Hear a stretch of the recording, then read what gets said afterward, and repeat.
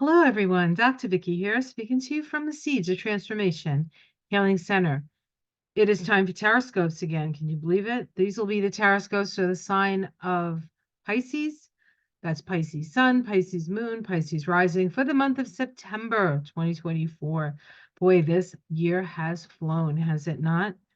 So before we get started, I'd like to welcome all my new subscribers. Thank you for joining us. You're going to find that this is a great community of people, star seekers, seekers, and knowers of great wisdom. We are all attempting to make the world a better place. And this is a great group of people to hang out with. And for those of you who have been with me for years, thank you, my tried and true, for sticking with me all these years. It has been a real honor to work with you all. So let's take a look at, before we get to the tarot, I'm going to be using the Light Seers deck for Pisces this month.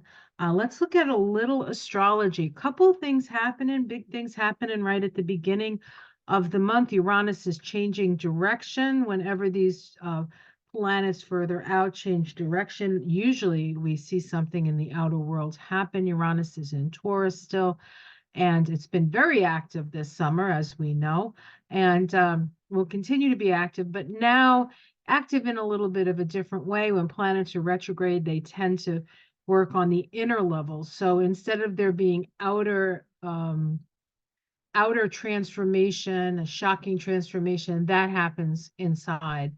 And so one day you'll see somebody, and the next day they'll seem like a totally different person. They probably had a Uranus realization. So that's exciting. And then Pluto, the planet of transformation, is moving back into Capricorn. It's going to spend about 2.5 months in Capricorn. It moves in on the 1st of September, moves out on the 20th of November, and then doesn't come back into Capricorn for another 230 odd years. So it's pretty much, this is the period at the end of the Pluto and Capricorn story. And the salvo, the starting salvo of that was the financial, practically the financial collapse that Barack Obama got to experience in his first year of his presidency. And so yikes. Anyway, so not that that will happen this time. Hopefully we've learned some lessons from that experience, and we will see what that manifests. But it spends that 2.5 months in the last degree of Capricorn. Halfway through, it changes direction and then starts to move out of Capricorn again. So for you, Pisces, it is your house of friendships and your house of new goals. So there is this sort of one last little like foray into that area of your chart before it goes into Aquarius and goes back into your 12th house, which is your house. So it's not like you're that unfamiliar with the 12th house. It just generally means that things are going to get deeper and deeper. Now, as far as planets in Pisces, we have your ruling planet, Neptune. It has been actually in the last degree since I think May of your sign. It changed direction at the end of June, I believe it was, or the beginning of July. And it's been hanging around in that last degree of Pisces. This month, it moves into the second to the last degree of Pisces. As you know, your ruling planet, Neptune, spends about 14 years in a sign. So it moves very, very slowly. It usually only goes through like 2.5 degrees a year.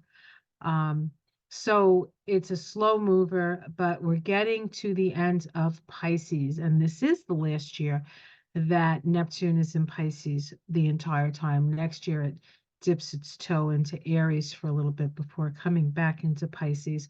So you're starting to feel a little shift of the possibilities and the potentials of the next creation, the next I am moment. So it's a little bit exciting for Pisces. And at the same time, Saturn, the planet of limitations, the planet of testing, is in your sign, testing our dreams, testing our aspirations.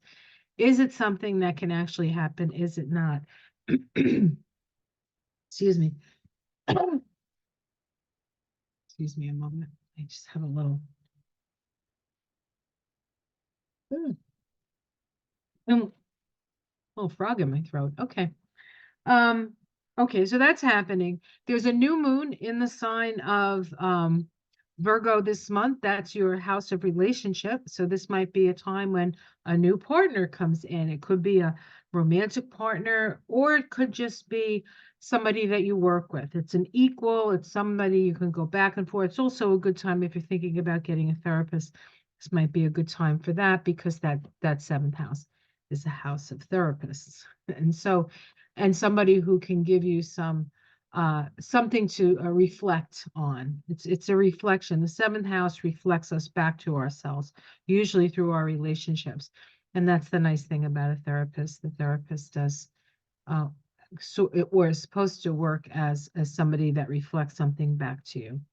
Um, we also have a full moon in your sign, Pisces, and that full moon happens to be an eclipse. And so not only are we dealing with this Uranian energy that's very active, and active in this eclipse because it is sextile the moon, um, it is from your second house, by the way. So opportunities here, lots of opportunities, and maybe sudden opportunities that you weren't expecting. So we'll have to see what the cards say about that. Um, but yeah, so that's an eclipse, and it highlights the first house. The moon will be in your first house. The sun will be in your seventh house. The moon does get eclipsed, so your feelings do get eclipsed, and you may feel like uh, you're a little void of feeling, or you can't quite understand the feeling. But all eclipses are evolutionary doorways that open up for us. So a new opportunity, a new evolutionary push happening this month for all of us, but for you especially because the eclipse is in the sign of Pisces. The sun does move into Libra this month. It is the fall equinox or the spring equinox if you live in the southern hemisphere. But it is that time of balance. It's the time when the dark and the light are the same. So it's a moment of balance. We also have Venus moving into Scorpio on that same day. For you, Scorpio is your house of is your Scorpio is your ninth house, which is the house of truth. So some truths can be exposed at this time. And also Mars moves into Cancer, and that is your house of creativity. That actually happens early in the month on the 4th. So Mars is in Cancer pretty much the whole month, activating that fifth house of children and creativity and self-expression and fun. Actually might have some opportunity to have a little fun this month. So all right, let's take a look at the tarot, the Light Seers deck, and we will see. All right, I use this deck a lot, so it shouldn't be, we shouldn't have to shuffle it too much. I like this deck. It's very mod. If you have somebody who's, you know, younger, first deck, kind of hip, I like this deck. Very modern. All right. Like if I had if I had a niece who was like 15 or 16 and they said what deck would you suggest? I'd suggest this one. All right, so we have the Two of Wands here. The Two of Wands is about is an energy of sort of planning for the future, imagining your future, imagining how you're going to move out into the world. It's an opportunity, it's a vision, it's very visionary.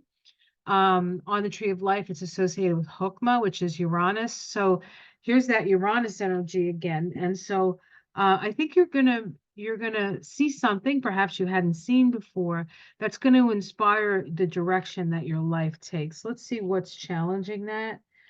there's a lot of chaos and confusion and a lot of sort of people fighting. This, I'm right, you're right. This, bark, bark, bark, bark, bark. And so it can, you have to make sure that other people's energies don't disrupt your own vision here. Don't disrupt your own vision. Yeah, so at the root of this is the star. This is about meditation. This suggests that you meditate. You're looking for you're looking for your guiding star. And there's a lot of chaos around you. And with Pisces, sometimes it's hard to separate yourself from that chaos because you're such an empathetic and psychic sign. But it really, even if you need to like go find under a tree somewhere where nobody is, or lock yourself in the bathroom, whatever you have to do to find the time and the space and the quietude to really sort of be inspired by spirit. So a lot of changes recently in the past, a lot of things are revealed in the past, new information coming in.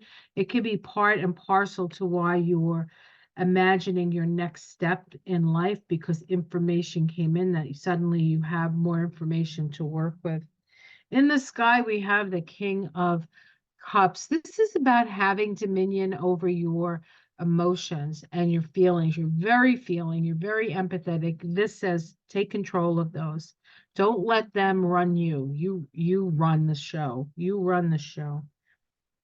In the immediate future, we have the Judgment card. This is about rising up, right? This is the last judgment, rising from the dead.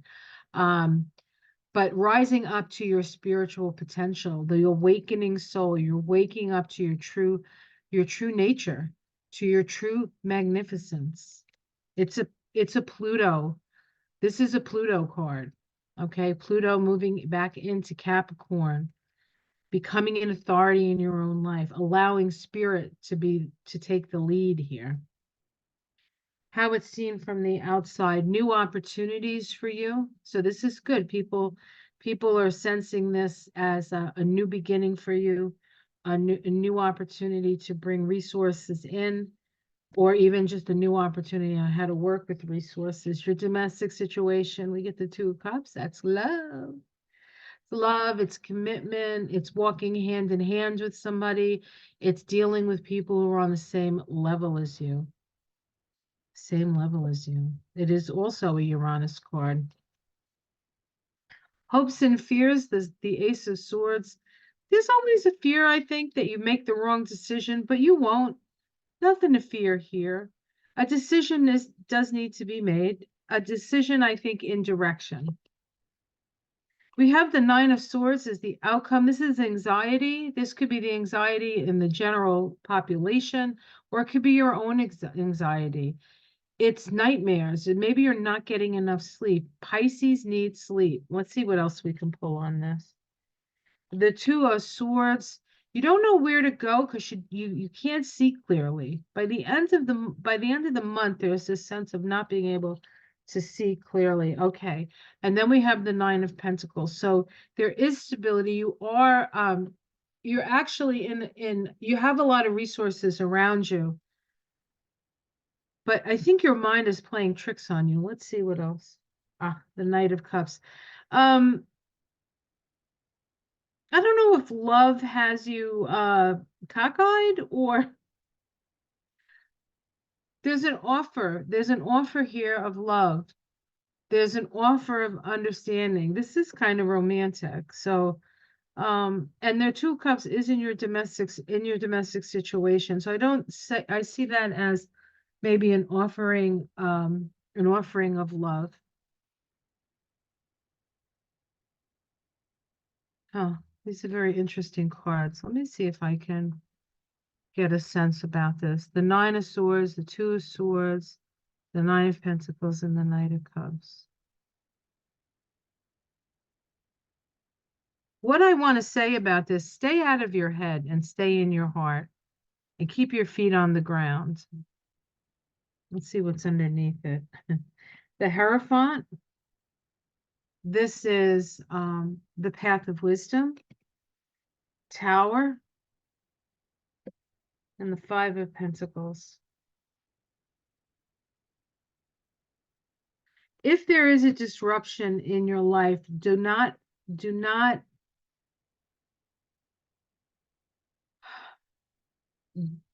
go into a state where you feel at a loss. I want to say that what is happening is, if it seems like a negative experience, it's simply spirit trying to get your attention, to remind you of your true power, to remind you. What I would say is, if you make a decision that isn't the right one for you, you're going to know right away. You're going to make the decision and something's going to happen and you're going to realize that that's the wrong decision. You will have an opportunity to make a better one. You will have the opportunity to make a better one, if in fact that's the case. Now, you may make a decision and it's fine, but these are for various people. You can take this or you can leave it. But ultimately, the answer lies in your ability to connect with spirit, to meditate, to meditate, and to come and to realize that you are a soul having a human experience, and that you're waking up to your soul's true potential. I feel like in general you're in good stead, but then there are other things that are happening that create a lot of uh, uh, I almost feel like it's the stuff that's happening in the outer world that's upsetting you more than your own reality, because your own reality here seems more stable and steady.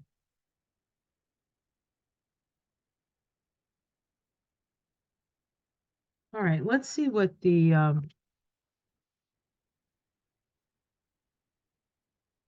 Tree of Life says. Tree of Life.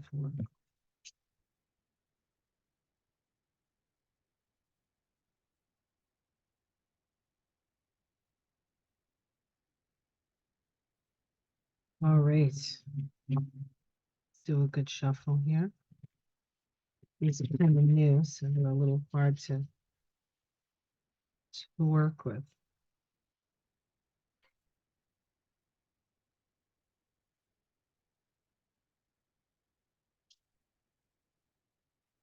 What message do you have for Pisces for the month of September?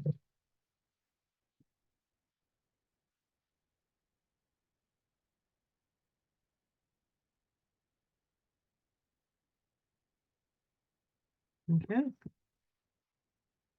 The element of fire, passion, enthusiasm, and creation. Element of fire. So this is asking you to be creative. This sort of goes along with that Two of Wands at the start.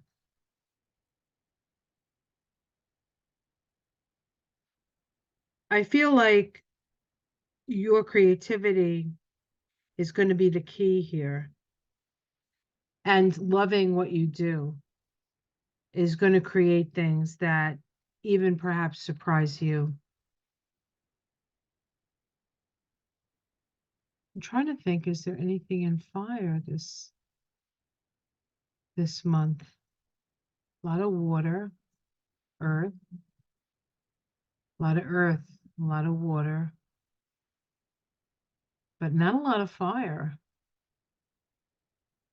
So astrologically, I think there's a lack of fire. So the fire has to come from within yourself, your passion, what you're passionate about, to overcome some of the more earthly and emotional challenges that you're seeing around you.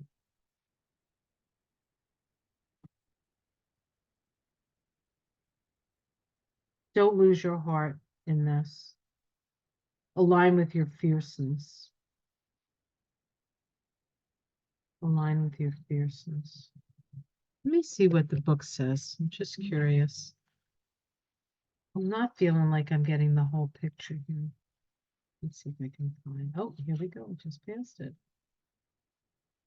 Says the mighty guardian of the South, DGIN, King of Fire, rules the fire signs of Aries, Leo, and Sag. The magical tool of fire is the wand, and the overseer is Archangel Michael. What do you need to lift to give power and enthusiasm to? You can get yourself fired up should you choose. Dance, work out, go for a brisk walk, do stair jumps in your leggings and headbands. Do whatever works for you. I'm past the days of those jumps, but okay. But know the energy creates more energy. Yeah. Fire helps you break through procrastination and stagnation.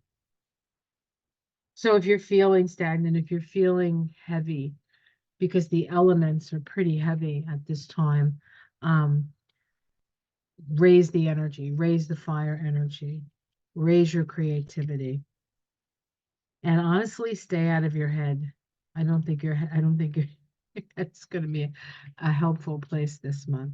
I feel your heart is more helpful for you as you navigate a time that's, fraught with deep feelings and, people.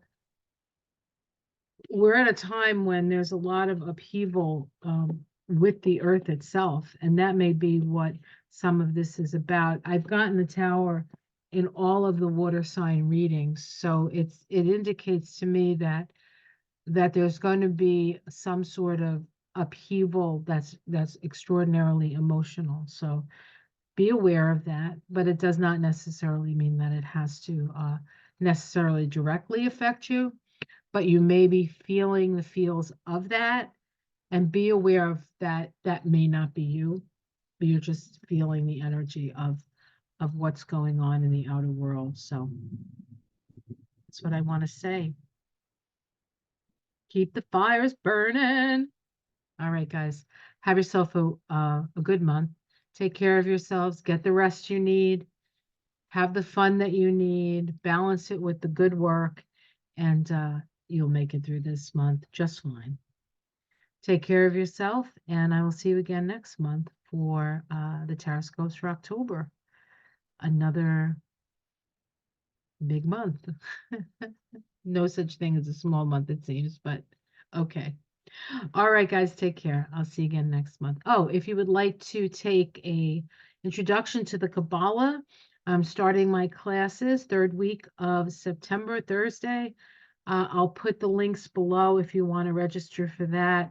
I know many of you have been following me for years, and I find the Tree of Life stuff very interesting. This is your opportunity to learn about it. All right, I do these about every 6 months, so there'll be another one, probably in the spring, but this is my fall class, and if you want to join us, you can. It's great fun and very informative and very enlightening. Okay, see you again next month. Take care. Namaste.